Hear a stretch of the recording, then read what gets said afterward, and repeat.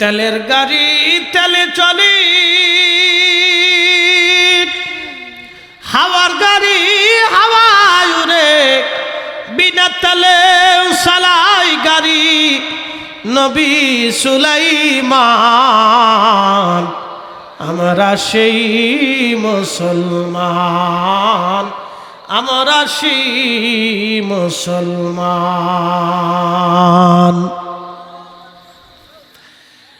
বগুড়াবাসী হযরত সুলাইমান নবী এত বড় বাচ্চাই পাইলেন, কিন্তু একদিন হুদহুদ এসে তারে খবর দিল, বাচ্চা গো, সুলাইমান আলাইহিস সালামের রাজধানী ছিল বর্তমান ফিলিস্তিন। তাহলে বুঝেন ফিলিস্তিনিরা কত বছর আগের জাতি, হাজার হাজার বছর আগে ফিলিস্তিনিদের বসবাস। বর্তমান ফিলিস্তিন বাইতুল আকসা মসজিদ সুলাইমান আলাইহিস সালামের রাজধানী, বিরাট বড় রাজধানী। সুলাইমান আলাইহিস সালামকে ওই কিতাবধারী লোকটি যাকে বলা হয় ক্বালাল্লাযী ইনদাহু ইলমুম মিনাল কিতাব, সূরা নামলে আল্লাহর কোরআন বলতেছে, তখন এই কিতাবধারী লোকটা তার নাম ছিল আসিফ বিন বারখিয়া, সুলাইমান নবীর সাহাবী। তিনি বলতেছিলেন ক্বালাল্লাযী ইনদাহু ইলমুম মিনাল কিতাবি আনা আতিকা বিহি ক্বাবলা আইয়ারতাদ্দা ইলাইকা তারফুক। তিনি ডাক দিয়ে বলেন, নবী সুলাইমান গো, আমি রানী বিলকিসের সিংহাসন এনে দিতে পারি, কত সময় লাগবে? বলে আইয়ারতাদ্দা ইলাইকা তারফুক, শুধু চোখের পলক মারবেন, পলক পলক মারতে দেরি হবে। সুলাইমানের ওই রানী বিলকিসের সিংহাসন আপনার সামনে আসতে দেরি হবে না, একটা জবান বন্ধ হবে না। জোরে বলেন আল্লাহু আকবার। না না, আরো জোরে বলেন।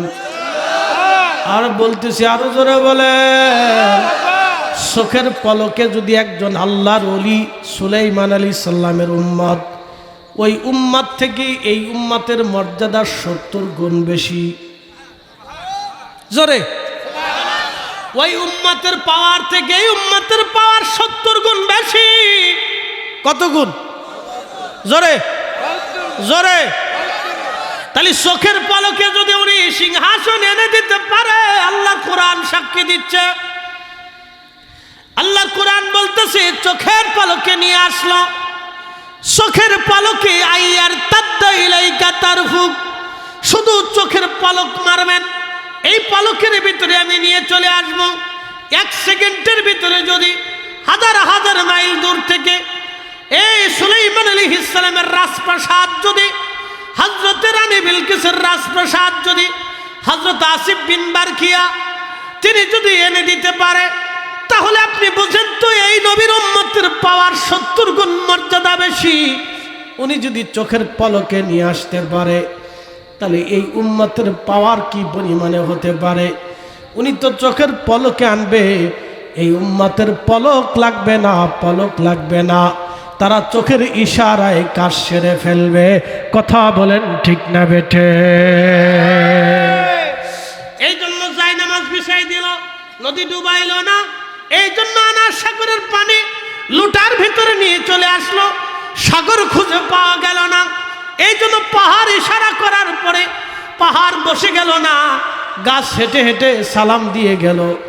আহা, বনের পশুরা দাঁড়ায় যাইতো সাহায্য করতেই ওলিদেরকে, আল্লাহর কালেমা প্রচার করার জন্য আল্লাহর ওলিরা তামাম দুনিয়ার মধ্যে এমনভাবে ছড়িয়ে গেলেন, পৃথিবীতে তাদের জন্য আমার আল্লাহর নদীকে রাস্তা বানাই দিলেন। জঙ্গলার প্রাণীগুলি পর্যন্ত তারা জঙ্গল ছেড়ে দিয়ে পালিয়ে চলে গেল। এটা হলো আধ্যাত্মিক ক্ষমতা, ইলমুম মিনাল কিতাব।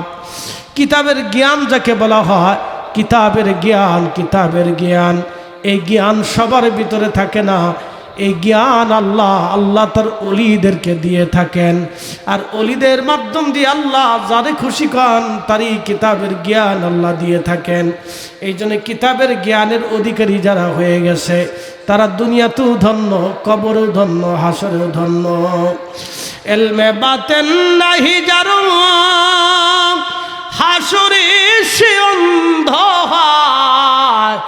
এশকে খুদা নাহি যারো দোজখেতে সেই রায়।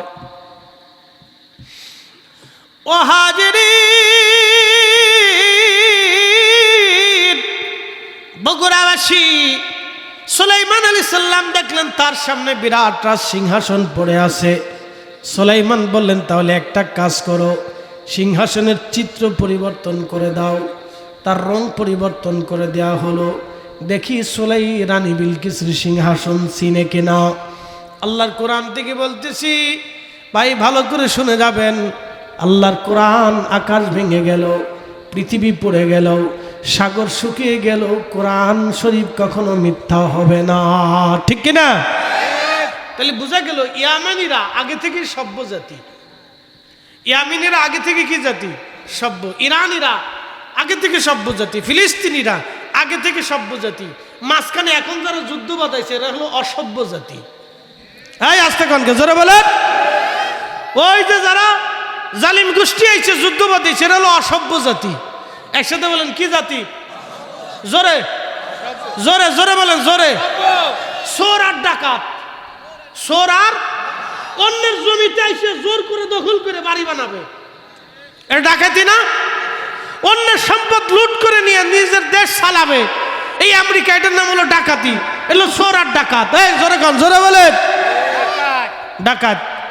এই ডাকাত গোষ্ঠী এসে যুদ্ধ বাঁধাইছে। খুব ভালো করে শুনে যাবেন হাজিরিন, ভালো করে বুঝে যাবেন ভাই আমার। হযরত সুলাইমান আলাইহিস সালাতু ওয়াস সালাম তেনার রাজপ্রাসাদের ভিতর রানী বিলকিস ঢুকলেন। ঢুকার পরে সুলাইমান আলাইহিস সালাতু ওয়াস সালাম রানী বিলকিসকে কালেমার দাওয়াত দিলেন। সে কালেমা পড়লেন। রানী বিলকিসকে বললেন, দেখেন তো এই প্রাসাদ, এই সিংহাসন চিনেন কিনা? রানী বিলকিস বলতেছে, হুজুর এই সিংহাসন দেখতে তো আমার সিংহাসনের মতোই দেখা যায়।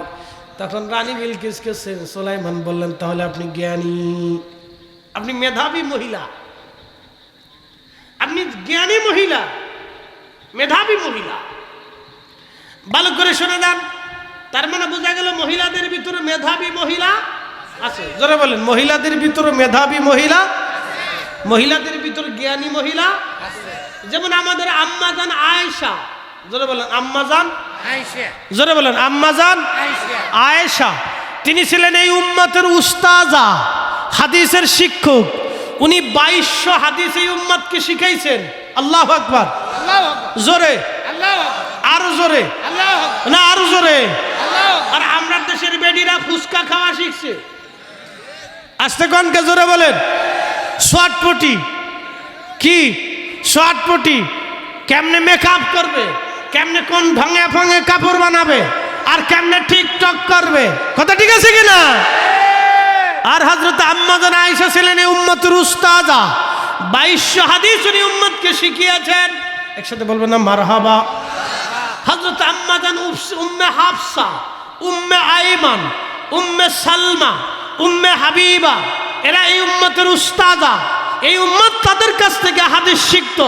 একসাথে বলবেন আল্লাহু আকবার। না হয় না, আরো জোরে বলেন। তারা আলেমা, জাহেদা, আবেদা, সালেহা। আমার রাসূলের বিবিরা সবাই ছিলেন আলেমা, জাহেদা, আবেদা, তাহেরা, তাইয়্যিবা। ভালো করে শুনে যাবেন, আমাদের নবীর বিবিরা ছিলেন আলেমা। তারা এই উম্মতকে হাদিস শিখিয়ে গেছেন। 2200 হাদিস আমরার আম্মাজান আমাদের শিখিয়ে গেছেন। একসাথে কোন আল্লাহু আকবার। আহা, আর আমাদের নারীদের অবস্থা কি হইল? যে যত বেশি সাজতে পারে আমরা মনে করি এ বেডি বেশি সুন্দর। সাজলে যদি বেশি সুন্দর হওয়া যায় তো তাহলে তো আমাদের দেশের প্রতিটা নারীও বেশি সুন্দর হওয়ার কথা। এখন যারা টিকটক বানাইয়া সুন্দরী বউরে দিয়ে টিকটক বানাইয়া কামাই করে খায়, এরা মূলত পতিতা বৃত্তি করে খায়, বউয়ের শরীর দেখাইয়া টাকা কামাই করে।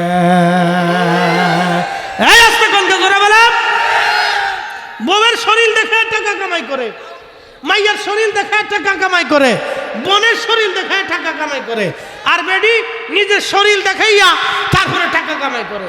শুয়োরের গোশত যেমন হারাম, ওর টাকার গরুর গোশত এরকম হারাম। কুত্তার গোশত যেমন হারাম, ওই সুদখোরের টাকা এরকম হারাম। ডাক্তার ইউনুসের টাকা এরকম হারাম। আন্তর্জাতিক সুদখোর, দেশটারে আমেরিকার কাছে বিক্রি করে থুয়ে গেছে। ওই এমন চুক্তি করে থুয়ে গেছে যে চুক্তি করার কারণে আজকে আমরা রাশিয়ার থেকে তেল কিনতে পারিনি, আমেরিকার অনুমতি লাগে। বুঝতে পারছেন? বুঝবেন আর কয়েকদিন পরে বুঝবেন। তো খুব মনোযোগ দিয়ে, সুদখোরের টাকা ওইরকম হারাম, ঘুষখোরের টাকা ওইরকম হারাম। এই আস্তে কনকে জোরে বলেন। কুত্তার গোশত যেমন হারাম, ঘুষখোরের টাকা দিয়ে খাসির গোশত ওইরকম হারাম। জোরে কন, জোরে জোরে জোরে। পতিতা বিক্রি করে টাকা কামাই করা যেমন হারাম, সুদখোরের টাকা ওইরকম হারাম। জোরে বলেন। কিন্তু আমরা পতিতাদেরকে ঘৃণা করি, সুদখোররে ঘৃণা করি না। আবার মসজিদের বিরাট বড় সভাপতি বানিয়ে রাখছি, অনেক মসজিদের সভাপতিও আছে। আমার ঢাকার এক মসজিদের সভাপতি মসজিদের টিয়া চুরি করে খাইতো। আমার মসজিদের সভাপতি, আমার হাউসিং এর আগে যারা ছিল, হুজুর কি কইতাম, সভাপতি টাকা চুরি করে, মসজিদের মাইকের টাকা চুরি করে খেয়ে নিচ্ছে। কি চোরে চোরে, এরা বাংলাদেশের অর্থমন্ত্রী বানাই দিলে কি অবস্থা হবে বুঝেন আপনি। আর যদি জ্বালানি মন্ত্রী বানাই দেন তাহলে ওই অক্টেন ও একাই গিলে খেয়ে ফেলবে। অক্টেনও খাবে, পাম্পু খাবে, যা আছে ডিজেল মিজেল কেরোসিন সবও খেয়ে ফেলবে। ওর ফ্যাট পড়বে না, না ফ্যাট পড়বে না, সব খেয়ে ফেলবে। চলবে না? আর একটু চলুক না, কি বলেন? 1.5 ঘন্টা হয়ে গেছে, চলবে নি? তাহলে একসাথে বলেন আল্লাহু আকবার। না বেশি রাত চালাইতেছি না, ভয় নেই, কষ্ট দেব না। মূল আলোচনা সারা রাত চলবে। তাহলে নারে থাকবে, নারে রিসালাত। আচ্ছা, ইমাম হোসেন কি শহীদ হয়েছিল এই কারণে যে উম্মত চুরি করবে, ডাকাতি করবে, খুন খারাপি করবে, উম্মতের মহিলারা টিকটক বানিয়ে বেঁধে বেঁধে শরীর দেখায় দেখায় নেচে নেচে টাকা কামাবে, এই জন্য ইমাম হুসেন শহীদ হয়েছিলেন। এই জন্য আল্লাহ রসুলের উহুদের দন্ত মোবারক এই জন্য শহীদ হয়েছিল। আম্মা জানরা এই জন্য দিনের পর দিন রাতের পর রাত না খেয়ে হাদিস বর্ণনা করেছিলেন। এজন্যই কি ওলি আল্লাহরা না খেয়ে খেয়ে গাছের পাতাকে সারা জীবন কাটায় দিনের দাওয়াত দিয়েছিলেন। এজন্যই কি শাহাদ আলী নিয়ামনি মুজারিদি জায়নামাজ বিষয়ে নদী পার হয়েছিলেন। এজন্যই কি ওই যে বগুড়ার এই কি বলে জমিদারদের সাথে জিহাদ করে আল্লাহর ওলি এখানে এই যে আপনার মুকামতলায় ঘুমিয়ে আছেন, তিনারা কি এই জন্য জিহাদ করেছিলেন। এই জন্য কি রাজশাহীতে শাহজাদপুরে আল্লাহর ওলিরা ঘুমিয়েছেন, এই জন্য ওলিরা এই জন্য আসেন নাই। তারা যুদ্ধ করেছেন, জিহাদ করেছেন, শহীদ হয়েছেন, পথ অতিক্রম করেছেন, না খেয়ে রাস্তায় ঘুরেছেন, বছরের পর বছর কালেমার দাওয়াত দিয়েছেন। কথা বলেন ঠিক না বেটে? কিন্তু দুঃখের বিষয়, এই উম্মত আজকে টিকটকার উম্মত হয়ে গেছে। বিরাট টিকটকার, বাপরে বাপ, নাম দিয়েছে টিকটকার। বেডিও নাচে, বাপও নাচে, মাইয়েও নাচে, স্বামীও নাচে, বউ নাচে। উরে শতান, তুই বিক্রি করে খা, তুই এটা করিস না। কি কথা, কি খারাপ করছি ভাই? তুই বউরে নাচে টাকা কামাইস না, তুই ভিক্ষা করে খা, ভিক্ষা কর, তুই ভিক্ষা করে খা, এগুলো করে কামাই করিস না, এগুলো হারাম টাকা।